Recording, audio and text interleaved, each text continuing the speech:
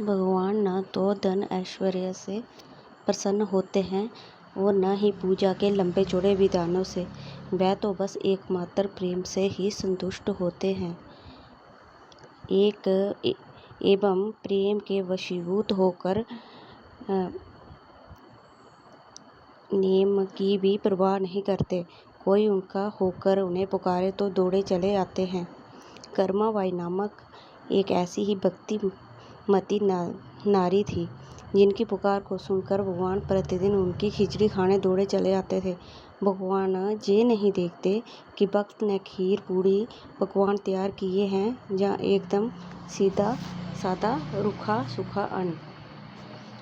कर्माबाई श्री पुरुषोत्तमपुरी में निवास करती थी। वह भगवान का वात्सल्य भाव से चिंतन करती थी। प्रतिदिन नियम पूर्वक प्रातःकाल स्नान आदि किए बिना ही खिचड़ी तैयार करती और भगवान को अर्पित करती थी।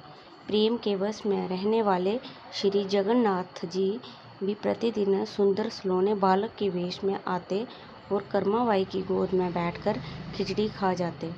कर्माबाई भी सदैव चिंतित रहा करती थी कि बालक के भोजन में कभी भी विलंब न हो जाए। इसी कारण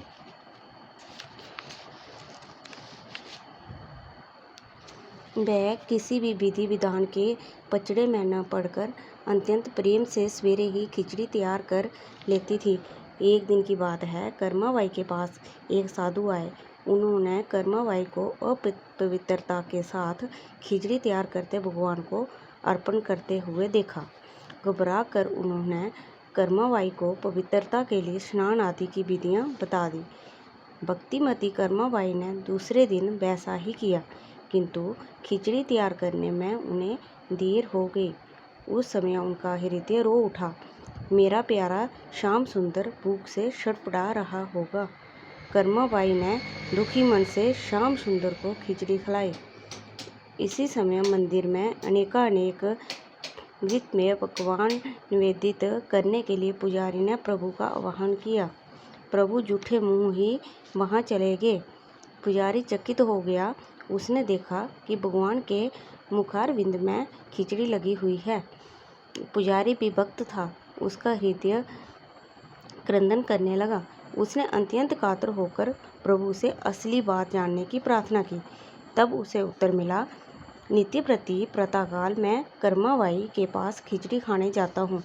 उनकी खिचड़ी मुझे बड़ी प्रिय और मधुर लगती है, पर कल एक साधु ने जाकर उन्हें स्नान आदि की विधियाँ बता दी, इसलिए विलंब के कारण मुझे भूखा का कष्ट तो हुआ ही, साथ ही शीघ्रता में जूठे मुँह ही आना भी पड़ा। भगवान की आज्ञा अनुसार पुजारी ने उस साधु को ढूंढकर प्रभु की सारी बातें सुना दी।